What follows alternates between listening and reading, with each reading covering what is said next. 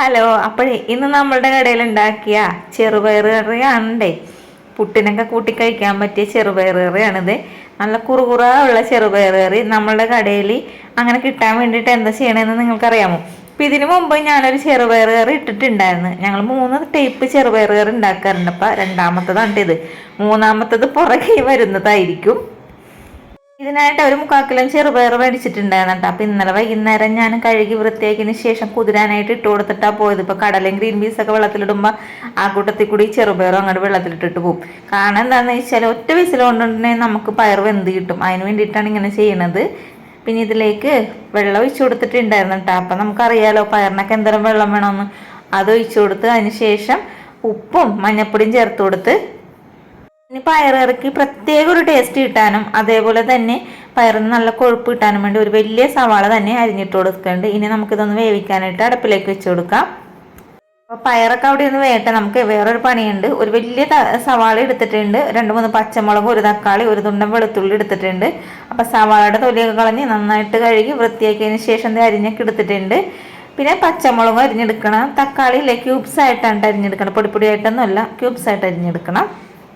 ഇപ്പം എല്ലാവരും ചോദിക്കും ഉള്ളിട്ടിട്ട് ചെയ്താൽ പോരെയെന്ന്. ഉള്ളിട്ടിട്ടുള്ള ചെറുപയറുകളുടെ വീഡിയോ നേരത്തെ അപ്ലോഡ് ചെയ്തിട്ടുണ്ട്. കാണാത്തവരൊന്നും കണ്ട് സപ്പോർട്ട് ചെയ്യാൻ മറക്കരുത്. നമ്മൾ പല മോഡലിലുള്ള പയറുകറിയൊക്കെ വെക്കുന്നതായിരിക്കും. അപ്പം ദേ ഞാൻ ആ വെളുത്തുള്ളി ചതച്ചാണ് എടുക്കണത്. ഒരു വിസിലായപ്പോഴേക്കും ഞാൻ എന്തായിരുന്നു കുക്കറത്ത് അപ്പുറത്തോട്ട് വെച്ച് കൊടുത്തു. അപ്പോൾ ദേ ഉരുളി അടുപ്പിലേക്ക് വെച്ച് കൊടുക്കുക. കാരണം എന്താ വെച്ചാൽ പെട്ടെന്ന് പണി കഴിയണമല്ലാണ്ട് നമുക്ക് ഈ അടുക്കളയിൽ നിന്ന് വീഡിയോ എടുക്കാൻ പറ്റൂല. കഴിക്കാൻ ആൾക്കാരൊക്കെ വന്നിട്ടുണ്ടെങ്കിൽ എൻ്റെ ഇടയിൽ പെട്ടുപോകും ഞാൻ. അപ്പോൾ അതുകൊണ്ടിട്ട് തന്നെ വെളിച്ചെണ്ണ ഒഴിച്ചു കൊടുത്ത് കടുക് പൊട്ടിച്ച് പിന്നെ അരിഞ്ഞു വെച്ചിരിക്കുന്ന സവാളയും അതേപോലെ പച്ചമുളകും ഇട്ട് കൊടുത്തിട്ടുണ്ട്. ഇനി ഇതിലേക്ക് കുറച്ച് കറിവേപ്പിലയും കുറച്ച് വറ്റൽമുളകും കൂടി കീറി അതും കൂടി ഇട്ട് കൊടുത്തതിന് ശേഷം ഒന്ന് വഴറ്റി കൊടുക്കണം കേട്ടോ. നന്നായിട്ട് വരേണ്ട ആവശ്യമൊന്നുമില്ല. ഇതുപോലെ ആയിക്കഴിഞ്ഞപ്പോഴേക്കും ഞാൻ ഇതിലേക്ക് നമ്മൾ ചതച്ച് വെച്ചിരിക്കുന്ന വെളുത്തുള്ളി ഇല്ലേ, അതും കൂടി ഇതിലേക്ക് ചേർത്ത് കൊടുത്തിട്ടുണ്ട്. വെളുത്തുള്ളി ഇട്ട് കഴിഞ്ഞിട്ടുണ്ടെങ്കിൽ നന്നായിട്ട് വഴറ്റേണ്ട ആവശ്യമില്ല, ജസ്റ്റ് ഒന്ന് വഴറ്റിയിട്ടാൽ മതി. അതിൻ്റെ പച്ചമണം ഒന്നും മാറേണ്ട ആവശ്യമില്ല. വെളുത്തുള്ളിയുടെ ആ ഒരു മണമില്ലേ നമ്മളുടെ ഈ ഒരു കറിയിൽ കിട്ടണം. അതിന് വേണ്ടിയിട്ടാണ് നന്നായിട്ട് വഴറ്റേണ്ടതെന്ന് പറയണത്.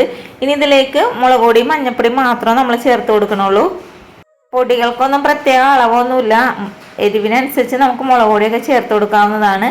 അപ്പോൾ അതേ മുളക് പൊടിയൊക്കെ ഒന്ന് മൂത്ത് വന്നപ്പോഴേക്കും അരിഞ്ഞു വെച്ചിരിക്കുന്ന തക്കാളിയും കൂടി ഇതിലേക്ക് ചേർത്ത് കൊടുക്കാം. തക്കാളി ഇട്ട് കഴിഞ്ഞിട്ടുണ്ടെങ്കിലേ തക്കാളി ഉടഞ്ഞൊന്നും പോകണ്ട, നമ്മളുടെ പയറിൽ അതേപോലെ തന്നെ കിടക്കണം. അതുകൊണ്ടിട്ട് നന്നായിട്ട് വഴറ്റേണ്ട ആവശ്യമൊന്നുമില്ല.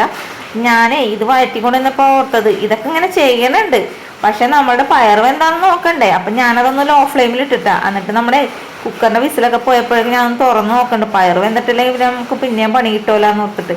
അപ്പം നോക്കുമ്പോഴേ നന്നായിട്ട് വെന്തിട്ടുണ്ട് കേട്ടോ പയർ. ഇനി പയറുകറിക്ക് നന്നായിട്ട് കൊഴുപ്പ് കിട്ടാൻ വേണ്ടിയിട്ട് എന്താ കയ്യിലും കൊണ്ട് ഒന്ന് കുറച്ച് ഭാഗം ഉടച്ചു കൊടുക്കണം. ഫുള്ളായിട്ട് ഉടഞ്ഞു പോകരുത് കേട്ടോ പയർ. അതേപോലെ തന്നെ ഇല്ലേ പയർ ഒറ്റ വിസിൽ വേവണം. എന്താണെന്നറിയാമോ? ഫുള്ളായിട്ട് ഇങ്ങനെ ഉടഞ്ഞു പോയിട്ടുണ്ടെങ്കിൽ പാപ്പ പോലെ ആയിട്ടുണ്ടെങ്കിൽ പയറുകറിക്ക് ടേസ്റ്റ് ഉണ്ടാവില്ല. ഇതേപോലെ ചെയ്തെടുക്കണമെങ്കിൽ ടേസ്റ്റ് ഉണ്ടാവും. അതുകൊണ്ടിട്ടാണ് തലേ ദിവസം തന്നെ പയർ വെള്ളത്തിലിട്ട് ഒറ്റ വിസിലിൽ തന്നെ വേവിക്കണമെന്ന് പറയുന്നത്. പയർ നമ്മൾ ഇതിലേക്ക് തട്ടിക്കൊടുക്കുന്നുണ്ട്.